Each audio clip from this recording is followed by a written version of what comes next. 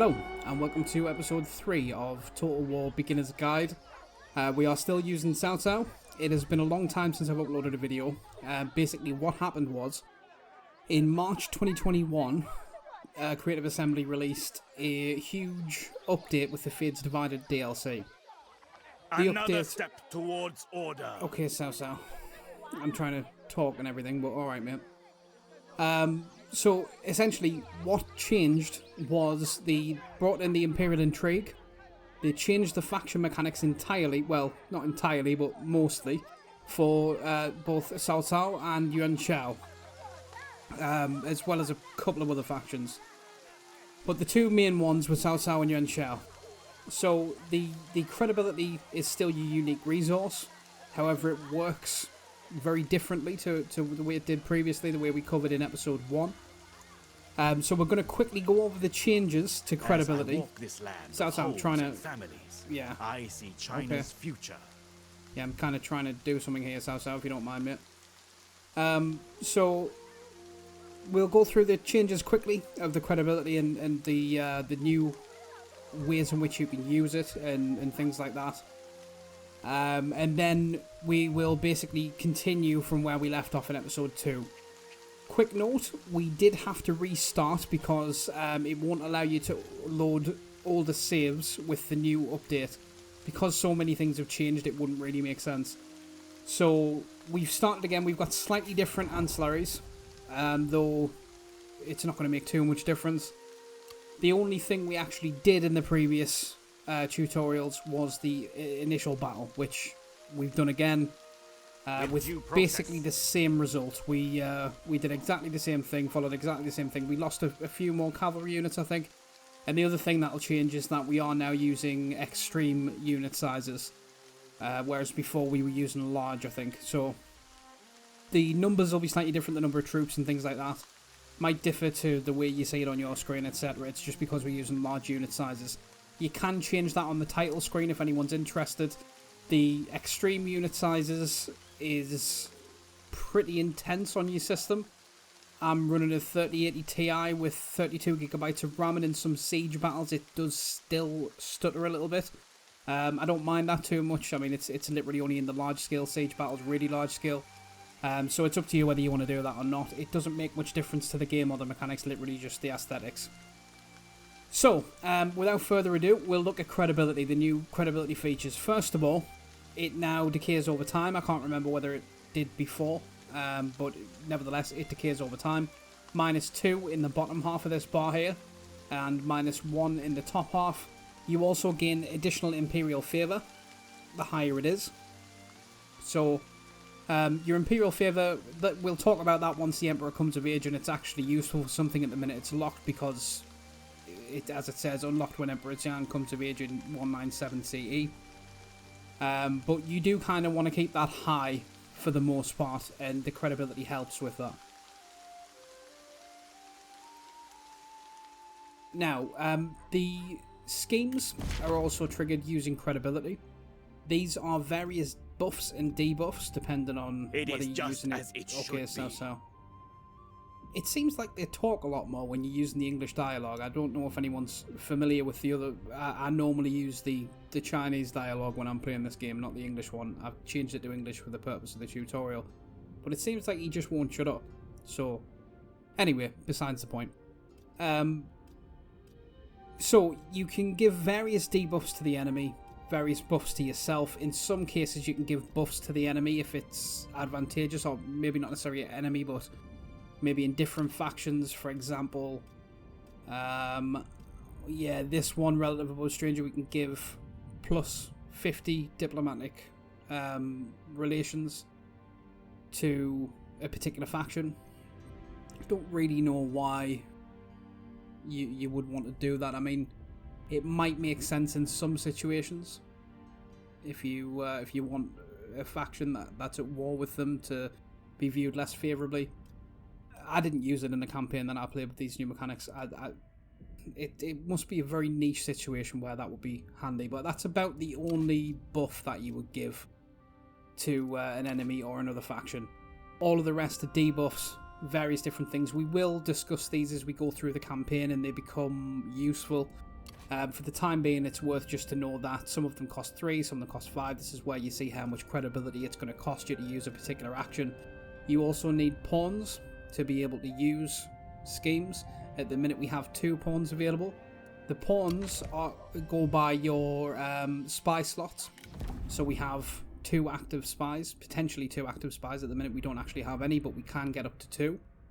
This is grayed out only because we're on the first turn, so we can't do anything with it, but other than that, we will be able to have 2 spies. The people rejoice in the bounty of their labor. Yeah, he definitely talks more on the English setting. I'm sure he does. So as long as you've got, I think there's a maximum of 5 spy slots from off the top of my head, but either way, you can get a bunch more of these, and the more pawns you got, the more schemes you can do, the easier the campaign's going to be for you. You're going to be able to get various debuffs, particularly this one. Got a bit of a love-hate relationship with the new mechanics because, I mean, this seems a little bit OP. Another thing they did in the Fates Divided update is they increased the morale effect, or the morale debuff from being tired. So if you're in very tired or exhausted, you guys are just going to break constantly. You will be decimated, or at the very least... As I walk this land of homes and families, Cao. I see China's future. Seriously, dude, you need to shush, man. So, yeah, basically, if you're in tired or very tired, exhausted, then you're going to be decimated, probably as a best case scenario, even against weak armies, because you guys are just going to break so easily and so often, and it's going to be very difficult to win a battle with low morale. So the point being, if you get an enemy army that is in forced march, you night battle them and you use this, they will basically rout immediately and you can just run them all down. I find it to be a little bit OP, but I mean, it does have a 12-turn cooldown. It costs you 5 credibility, so, and you can only use it on 1 army. So I mean, it's not game breaking, but I found that it makes a lot of battles very, very easy. That probably shouldn't be. A lot of people probably like that, but I'm just a bit of a. I quite like the game to be difficult, but nevertheless, it's there. You've got a bunch of different debuffs that, like I say, we'll go into more detail as we go through the campaign, and everything else is basically the same. So at the end of episode 2, we had just finished the initial battle, which is where we are now. We've been given the mission to capture Pengxian in Chen, which gives us support of the people, which is +5 public order, and that's across our entire territory, all commanderies, and 25 faction support. Faction support helps with replenishment, military supplies, public order as well, things of that nature, reserves in your settlement, which, if anyone's not familiar with it, is this thing down here. So it's pretty useful to have faction support. So what we're going to do is we're going to go over and capture Chen. Now, before we do that, first of all, we can view a scheme that can be activated on the target. So basically, if we click that, it'll tell us we can stoke the fires of rebellion, so we can give them -20 faction support. We can give them -50k population growth. That will hurt their replenishment and their peasantry income.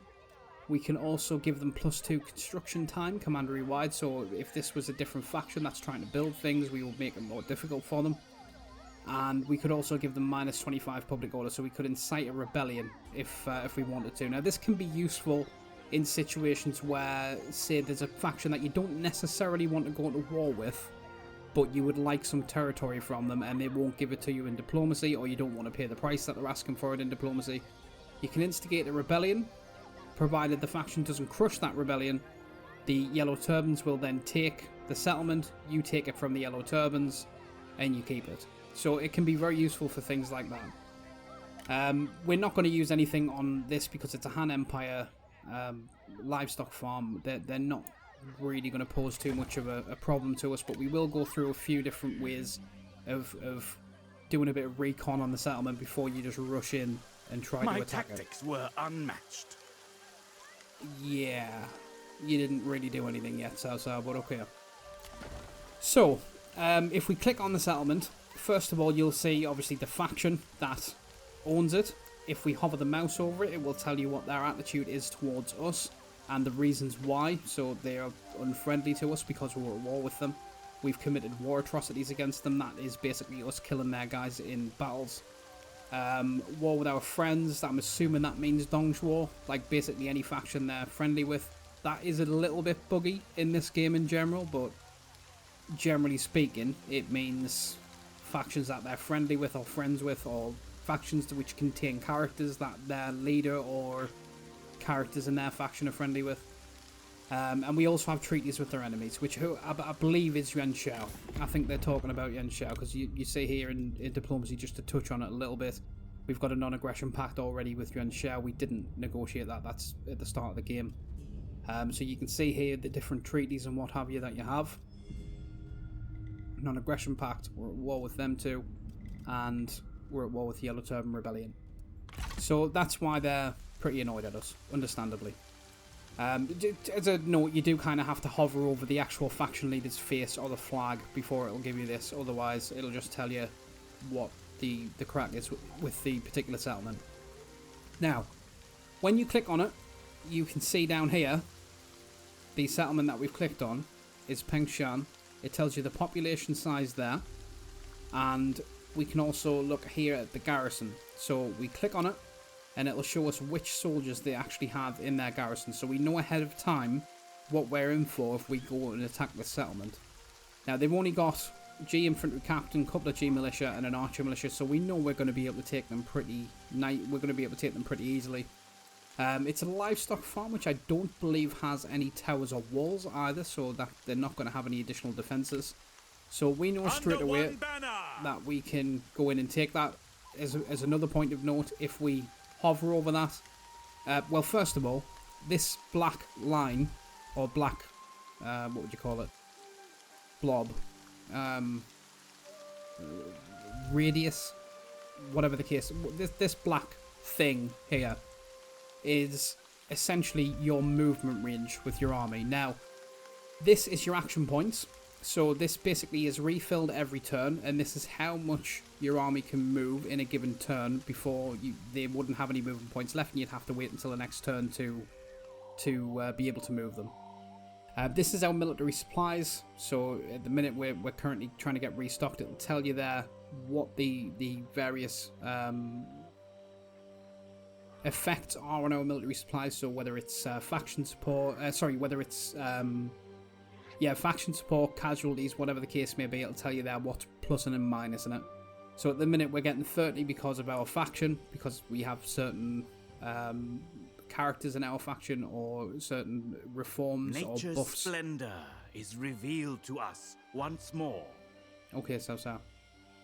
Various buffs with our faction or various reforms or things of that nature that will help us with military supplies. That's basically why this green line is going up. It's telling us that our supplies are rising, that arrow as well. Now, when you move in an army, you've got the option of going into various different stances. So at the minute, we're in normal stance. That is effectively your default stance. As I walk this land of homes and families, I see China's future. Just say his bit again. Right, and if you wanted to go into a camp, that will give you a fortress. You need here, it says at the bottom, campaign movement range required to adopt 50%. So you need your action points to be above 50% before you can actually fortify. And if you fortify, guards at the perimeter. You'll see here that we are now surrounded by a little fence here with towers on it. If we were attacked by another army, we essentially have like a, well, kind of a light defensive fortification around us. So we've got some towers, we've got some walls, we've got a victory point. My ambition is coming to fruition. Yeah, okay, so. And it just gives you a little bit more defense, basically. But you do need to have 50. So if you wanted to move and fortify, you would only be able to move half the distance that you otherwise would be able to if you just stayed in normal stance, for example. Another stance is ambush stance. So this one, obviously you can't initiate a battle in that stance. Same goes for the fortification, meaning that we wouldn't be able to attack in that stance. We can, so we can recruit and replenish the same way as we can in a tower. Sorry, in a fortification even, and it gives us plus 10 military supplies as well if we adopt the fortification. For ambush stance, we need at least 25% movement range. So if we go into ambush stance, does not announce itself to the chickens. you see now he's crouched down. He's got this little black mist around him, and this circle is our zone of influence. So basically, if an enemy army enters this at any point, there is a chance that they will be ambushed. And you can see, if we hover over a particular part of the map, 45% ambush chance, it says the ambush success chance. If we go near the trees, which we'll need to be in normal stance to see. So you see, if the cursor changes and it gets like a little leaf beside it. And you see there 45%, if we go where the leaf is, there's 70%. Now, one of the, well, probably the only way to check whether you're going to have enough action points to adopt an ambush or fortification stance before you move is to hold the shift key. So you hold the shift key and then you just drag the arrow to wherever it is that you'd like to move. So say we want to go to these trees. If you look now at the action points in the bottom left, that will tell us 31%. So if we move there, we have 30. Rejoice in the bounty of their labor. Yeah, okay, so he's getting annoying with that now. So yeah, if we move to these trees, we would have 31% left, so we could get there and form an ambush stance without having to end a turn in between or whatever the case may be. We can also see here, if we went to Penxian, it'll tell us whether we can get there this turn. Sometimes settlements can be a little bit confused in that way. This one's pretty cut and dry. But anywhere you move this, as long as you've got shift held, it will tell you how many action points or what percentage of action points you would have left if you made that move. So it's quite handy to do that before you move, to make sure that you're not going to get yourself into any trouble, or that you can still adopt an ambush or fortification stance if that's what you need when you get there. And also you can see here it then starts to give us 1, 2, 3, so on up to 6, I think. It'll tell you how many turns it'll take for us to get to wherever it is that we're pointing the arrow to. That little icon there that's just popped up is also because it will be classed as trespassing if we went over there. It means another faction owns it that we're not at war with. So that's the basics of movement. The last stance is the forced march stance. So we get plus 50% campaign map movement range. So again, if we were to go into forced march, we can hold shift and we can go to, we can essentially move further.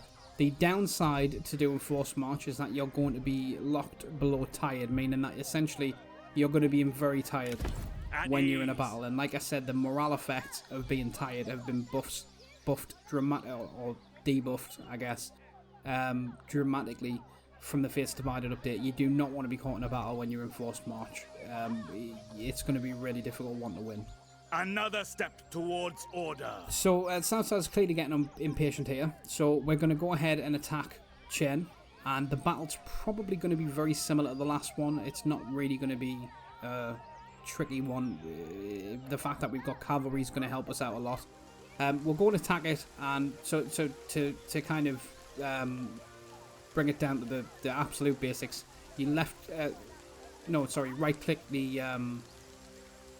well, what it tells you there, right click to attack the settlement, left click to inspect, double left click to initiate diplomacy. So you can actually go straight from the campaign map to diplomacy if you wanted to do it that way.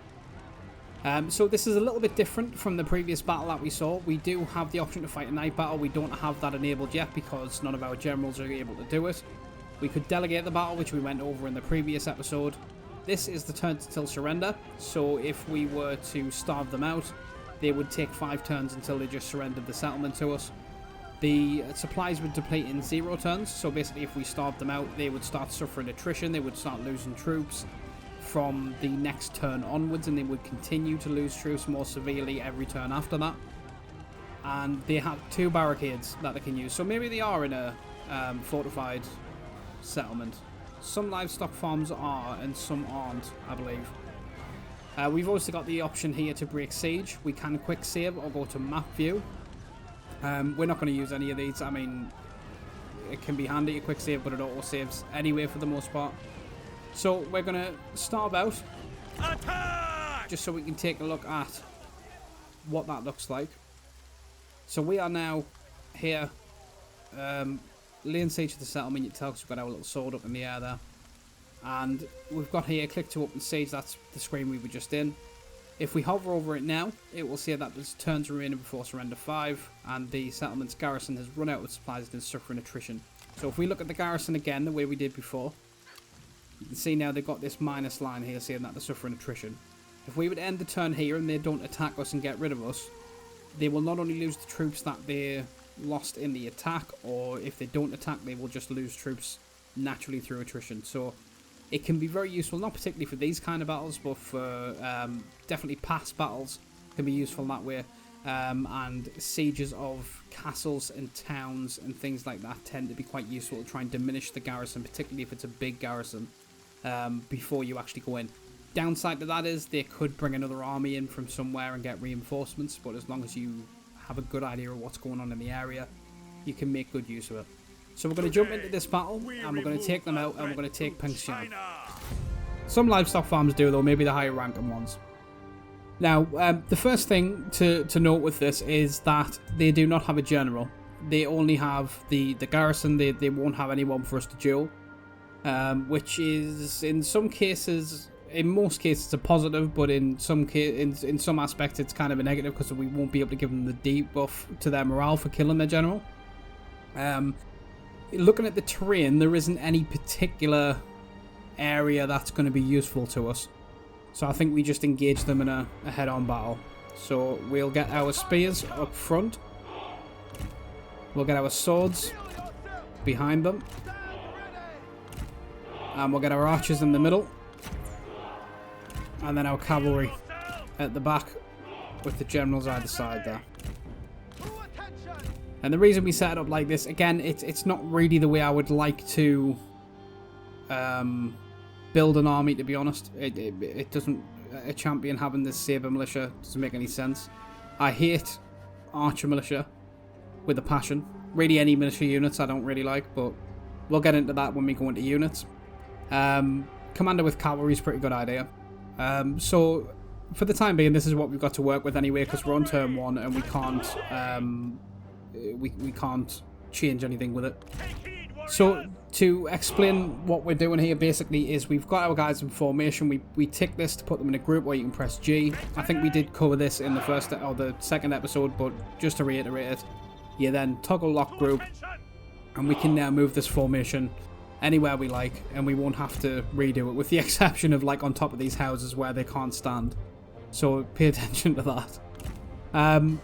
So yeah, we'll go ahead and we'll start the battle. So we've got there they are, right. So we couldn't see them before because it's misty, but we've got 3 lots of spears and we've got 1 lot of archers. So our swords are going to be good against their spears.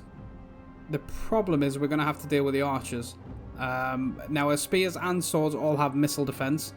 You can see that here. It tells you missile defense. They've got shields just by looking at them as well.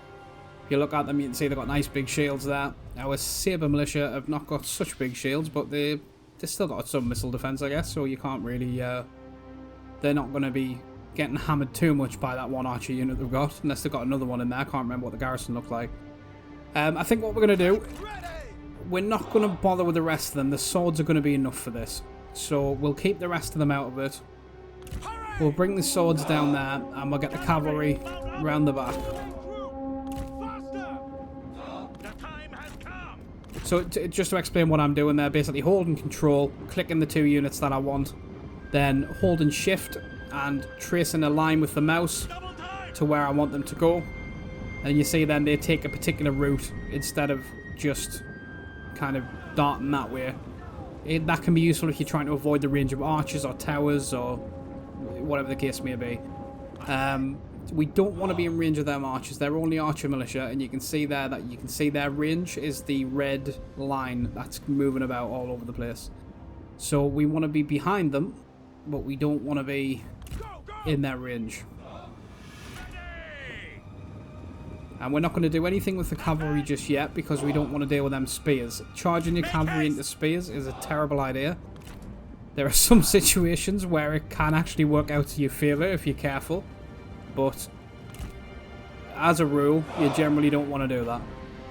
So we're going to get these forward, and what we're going to do is we're going to engage each one of these sword units with one of their spear units.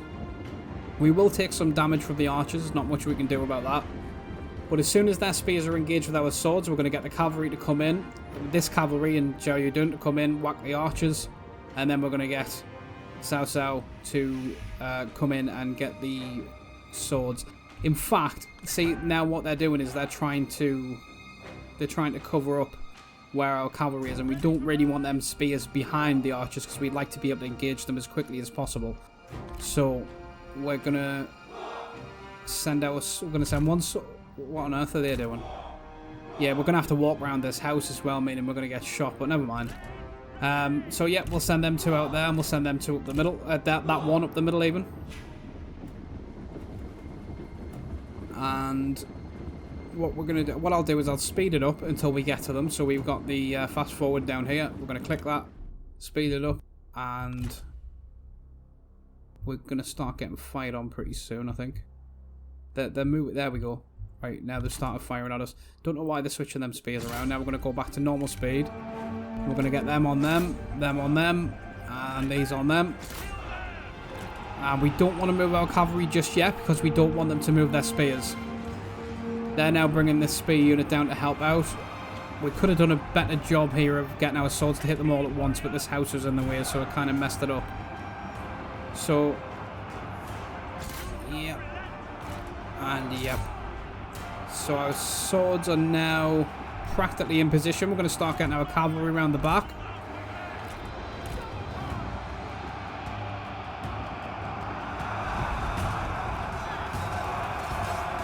Oh, he did a good job, didn't he?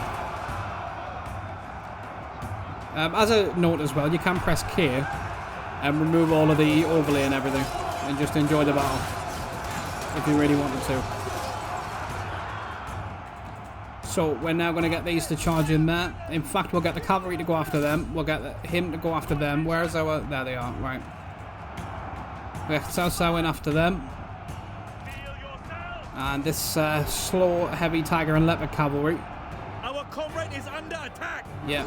So we'll get him to use his ability. It's got 3.8k splash damage, which essentially flattens a load of them. We're then going to get these to come down and charge them. I don't know why he hasn't charged in yet. They're starting to break now. Good. I don't know why these did though, unless it's because I saw them. We're then going to give Cao Cao's buff, which gives melee evasion and charge resistance. Just to stop us losing any swords unnecessarily. Okay, they've now routed. So, what we're going to do now is we're going to get everybody off them. And we're going to take Cao Cao. And we're going to send them after probably the swords. We'll send Xiao Yudun after the archer militia. They will disappear from the map anyway because we've taken the settlement. So the idea here is just trying to get our generals to kill as many as possible because they get additional experience from it. And we do want our generals to be as high a rank as possible to get access to all of the abilities, particularly night battles and things like that. So Xiao Yudun will keep chasing them down. Cao Cao will keep chasing these down. We'll get as many as we can and we'll speed it up so that it doesn't take all day. I don't know why he keeps stopping. And then I'll cut back when we're back on the campaign map. Okay, so you can see here that we lost 69, they lost 960. It's a nice ratio.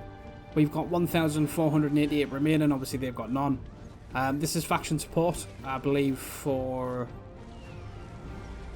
us. Yeah, but we'll get that buffed when the mission completes, which will be when we occupy it. Now we've got a few different options here. We can occupy, loot and occupy, or sack and withdraw.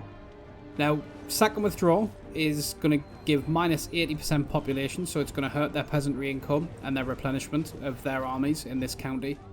It's going to give us 1,000 income, so it's going to give us the most income. Minus 5 faction support, so that's the faction that owns it. And plus 10 military supplies, so we can get military supplies from doing that. the settlement level will also be reduced. So if this is on 1, it'll go back to being basically wasteland that they need to build the settlement back on. If it's on 3, it'll go back to 2. If it's on 2, it'll go back to 1, so on. So it can be quite useful if you're doing this on a large scale. You can actually cripple factions by doing it. The loot and occupy is basically a light version of the sack and withdraw. Obviously, we're still sacking it, but we're looting it, and we're actually taking the settlement. Not really a good idea a lot of the time, to be honest, because the stuff's going to be damaged. You're going to have minus faction support, minus people. You do get more income, you do get more military supplies. So in some instances, this is useful, but for the most part, if you're going to take a settlement, you probably don't want to damage it too much, because you're only going to have to pay to repair it anyway.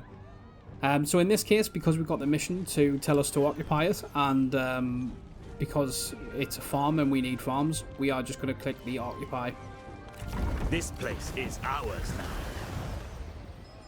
Yes, it is ours, Cao Cao. Well done, Captain Obvious. So we've got the banner of war is raised and Cao Cao marches. Support from the people, we've got +5 public order across all commanderies, +25 faction support, and we've completed the mission. We've now got another mission.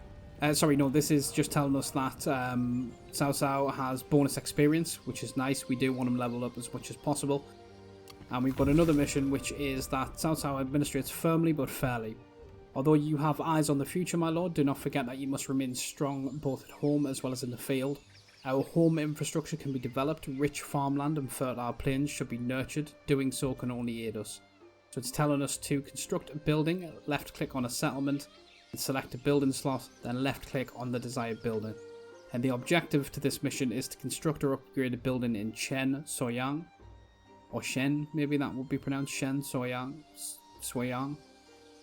And to do that, we will get your economy grows, which is -20% construction cost faction wide, and -1 construction time faction wide as well. So that's nice. So if we come over to Chen, you can see here we've got a spare building slot, which is nice. Means we don't have to knock anything down. We don't have to pay too much to upgrade anything. Now, the way this game works typically is all synergy. So if we've got a settlement with a minor settlement, which is, or I should say a capital, such as Chen, Soyang, with a minor settlement which is green, in this case livestock capital, basically, livestock corral, it basically means that it's an agricultural building. And if you look in your building chain here, you've got different colours. You've got purple, green, blue, red and yellow. So it's basically the elements. In China, metal, I believe, is classed as an element. So you got like metal, which is purple.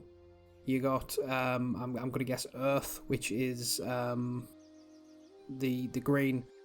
Your water, which is basically your strategists in this game or commerce income. Fire, which is vanguards typically specialise in it.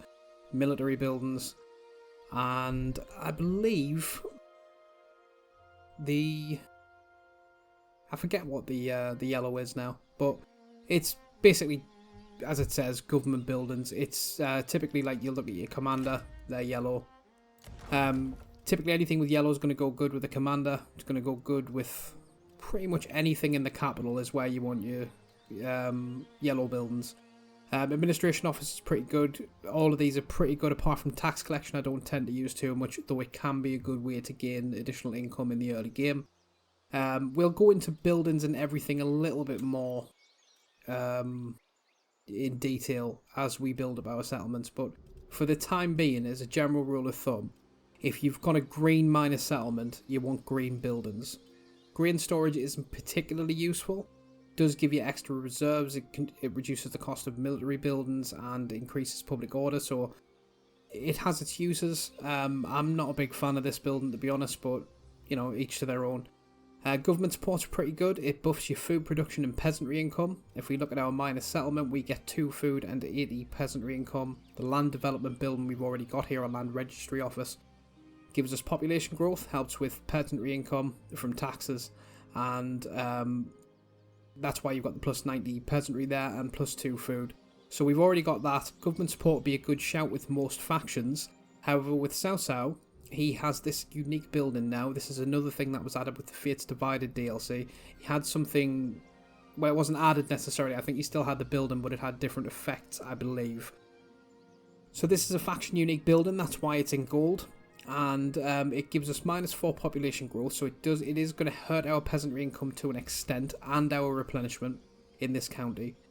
But it's going to give us +10 food production, +5% campaign movement range, which does stack, by the way. So if we have these in multiple different well, it doesn't stack necessarily, but if we have these in different commanderies, we're going to have +5 movement range. By the way, I right click that to bring up the building browser. That'll show you the different levels of the building and what each of them do. You see here 10%, 15% campaign movement range. This is 20%, and then finally 25%. So you can get an extra 25% movement range by having this building in the commandery. Very, very useful, particularly in the early game, where you're not going to have a lot of armies and you can have quite a bit of territory. It's going to be very useful to be able to traverse that territory in the minimum amount of turns. So that's a very useful building, and that is what we're going to construct here. However, why can't we do... Right, we need a small city for a school, and we're nowhere near that now. So if we right click that, we're at level 2 now. Large town, and then small city is level 4. So what I would like to do here really is build schools, and the reason I would like to build schools is if we pop into the tech tree, you see here, if we get this reform, we can unlock archers. But we need county school at least to be able to get this reform. That's why it's locked at the minute. We will go into the tech tree in a bit more detail. It's a beautiful, beautiful aesthetic on the tech tree as well. The reason I quite like the schools, to get the schools as the first building, is because I just don't like archer militia. They're crap. I mean, it's this mainly. It's the range of 180. If we look at the archers, see, they've got a range of 200. Which, in the early game, is not going to be too much of a problem because everyone's pretty much going to be using archer militia. But the range of 200 is much, much better than the 180. The firing rate's better, they do more damage, they have more morale, they're just way, way better than archer militia. More expensive, but only slightly. And on the topic of range, crossbows as well. Oh, they're repeating crossbows. Okay, yeah, I think we can get crossbows from the start, actually.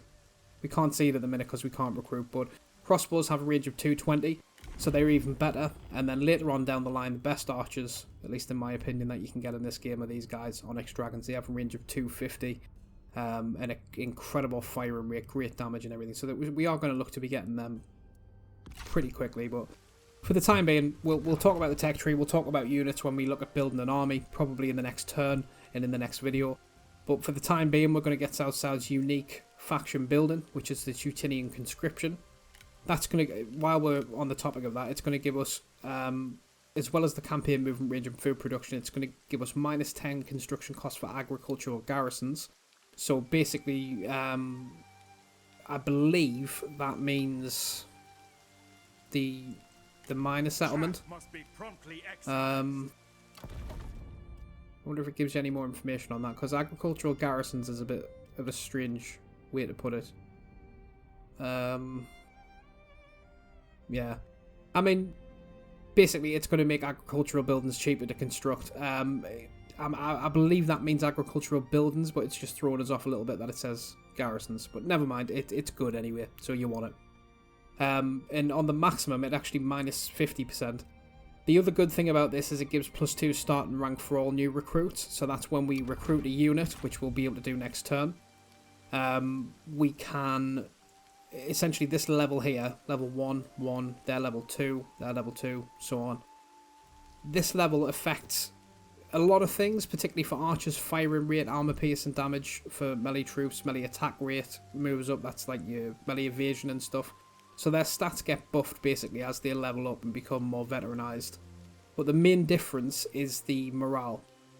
As troops level up, particularly in the higher levels like 5+, their morale gets a massive boost. And it means they're less likely to run away. So it's generally speaking, it's pretty self-explanatory. You want the highest level units you can get. So if you can recruit them and they're already like level 3, then that's a lot better than recruiting them at level 1. So, yeah, and it'd also +3 starting rank, so that would start them at level 4. And that's from the level 3 of this building. So we upgrade it twice, and we can get +3 starting rank. The last thing we want to do before we look at changing the turn, now this wanted us, yeah, this just wanted us to upgrade a building. So we've got no missions outstanding. We've assigned all of our ancillaries, and typically we wouldn't. I give the representationist to Cao Cao. Typically we wouldn't give that to a commander because cunning's not really a great stat for them. Cao Cao's a bit of an exception because he has +40 cunning as part of his character type because he's unique. So he's also got our archers at the minute. So it's a pretty good idea to try and buff his cunning if you like. I mean, his authority's already off the chart, so cunning's a pretty good stat to give him. But generally speaking, you would want to give that to a strategist. The only other thing that we've got left to do are assignments. So assignments, to touch on it briefly, we're not going to go into a massive amount of detail about assignments just yet. But if we click and open the panel, you can see here we've got other characters within our faction. His wife, Lady Bian, Cao Song, his father, Xiao Yuan, who is, I believe, Xiao Yudun's cousin, and Cao Ren, who is Cao Cao's either cousin or brother.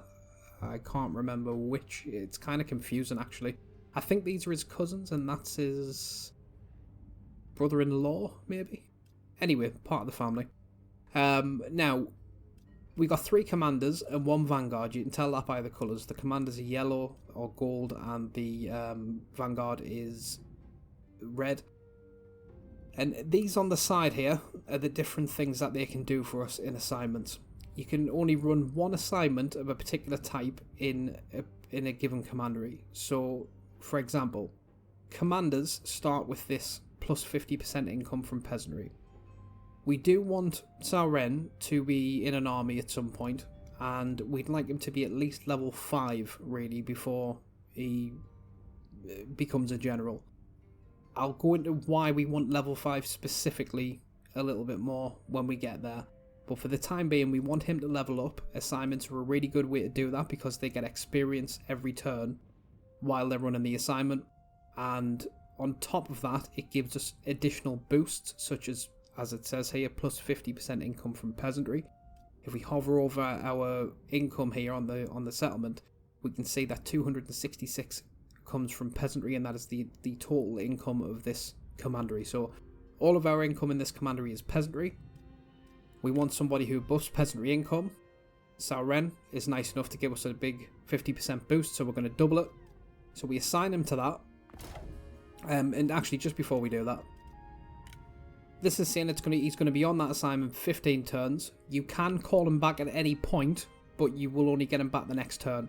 So if we have this assignment running, we can cancel it at any point, and then the following turn after we cancel it, we would be able to use him again, either to deploy him as a general or to send him on another assignment, whichever one you want to do with him. So we're going to assign him to that, and this is him preparing for the assignment, so we can recall him immediately, straight away, and we won't have to wait the turn. But if he starts the assignment, which will be from next turn, that's when we need to wait the extra turn to bring him back.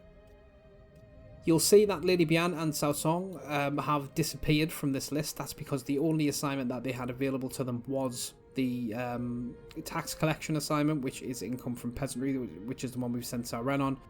You can only run that assignment once in this commandery, so they've now disappeared because they can't do anything that he isn't already doing. Another good thing about assignments is here, if you look at his satisfaction, he's got -2 from lack of purpose. If you send them on assignments, it'll stop them getting that lack of purpose debuff, and that will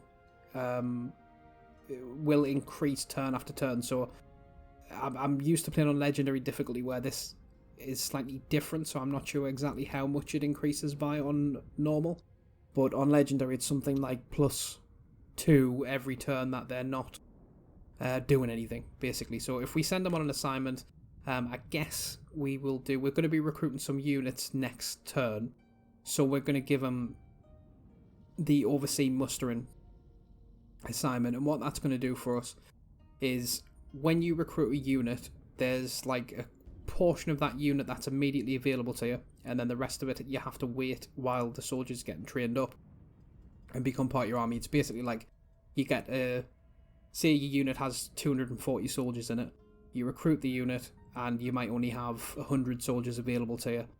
He will decrease the number of mustering turns, so basically we get more soldiers immediately after we recruit them.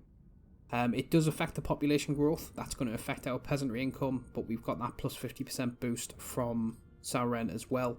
And while they're doing that, not only is it helping their satisfaction because they're not getting lack of purpose, it's also helping them to level up without them being in the field and costing us upkeep. So we're going to send them on the mustering turns, and I believe we're now ready to end this turn. Could you believe that? That's 3 episodes and we've literally just ended the first turn. So I get the impression I probably prattle on too much. So we can reach this next turn, and if we look at our replenishment here, we got basic replenishment rate 6%, population 2%, military supplies 4%, and we've got 16% mustering rate. So 5 turns remaining for them to be fully mustered, if you want to put it that way.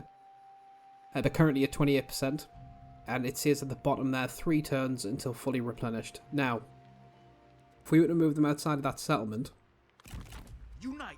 just going to see, yeah, see now we've got 4% from the basic replenishment rate. Everything else is more or less the same, but it's now saying 4 turns until fully replenished. So in other words, if we're inside the settlement, we get a 6% basic replenishment rate, therefore we replenish more troops. If we're outside the settlement, we replenish less troops. Our next move is going to be to take this from the Yellow Turban Rebellion, which we can reach from our settlement, so it makes sense for us to stay inside here and get the extra replenish. I mean, we could go over there and take it now, but our army's not really in good nick, and they don't have the best garrison, but it's still a little bit risky to go after them with an army that's not fully replenished. So we're going to sit in the farm, we're going to get some replenishment, and we're going to take this next turn. So we'll end the turn for now. Okay, so we got mission success. We've grown might, which is going to give us plus 10% replenishment and 50 plus 50 bonus experience for units per season. So that's basically the unit level. That's going to help us level them up more quickly. And it wanted 12 units, we've got 13, so we overachieved and we completed the mission. Now we've got opportunity glimmers and Cao Cao senses power. Your initial advances were promising, my lord, but bolder steps are required. You must take control of the entire commandery. By doing so, you will solidify a central position that allows you to administrate and strategize more effectively. From such a position, you can then move more easily and expand your influence and fight any other warlords in your way. So it wants us to hold 3 settlements, and the reward is that our credibility will increase. So we'll get rid of that. An adept recruiter, a young administrator in your camp by the name of Yuejin has gone above and beyond the requirements of his station unprompted. He's recruited 1,000 fresh troops from his hometown to join your cause. So yes, we are going to recruit Yuejin because he's brilliant. So we'll elevate him, and that will give us increased recruitment plus 10% replenishment. So that's stacked on top of the previous 10% that we got. So we get an extra 20% replenishment, which is lovely. And we also got a new character who is a unique character called Yuejin. Now, what we're going to do with him, because he's a sentinel, his main stat is expertise. So again, we're only going to cover this briefly because this video is nearing, if not over, an hour now. But his expertise is going to reduce construction cost as well as in battle give him plus melee evasion. So we are going to make him an administrator because we want the reduction in construction cost. Therefore, this bottom line is all of your administrator or most of your administrator skills. That will give us an additional assignment. He can counteract corruption, so he can go and reduce corruption in a given commandery. But more importantly, it gives us plus 5 public order in the administered commandery. So we're going to go ahead and get that with him. If we go to the military tab, his current retinue is just 2 axes. We're going to get him some better units than that, but we're going to have to do it in a different turn. and we'll come out of that, and we can't actually put him in there. Yeah, okay, yeah, we need to rank up before we can make him administrator. Okay, then for the time being, we'll just get him out in this army. Never yield. We won't, Eugene. So we'll get him in this army, and then we can go and attack Pencheng. So for the time being, we'll leave it there. We've gone over really the basics of movement. The new faction mechanic, or in order I should say, the new faction mechanics with South-South credibility and how it works. We've touched on diplomacy a little bit and assignments and settlement building. We've gone in depth about the movement and the movement range, the different stances, things of that nature. We've also shown a little battle and how to get rid of small garrisons with losing as few men as possible. We've touched on replenishment and what have you as well. So, I mean, we've gone through quite a bit. Next episode, we're going to go and take Pencheng. We'll talk about some of the strategy involved in trying to take a town as opposed to a settlement, because there's a lot of differences. And we'll probably look a little bit more at settlements, administration, diplomacy, and we'll continue looking at characters and skills as well. So, for the time being, I hope you've enjoyed it, and I hope to see you again next time. Thanks. Bye-bye now.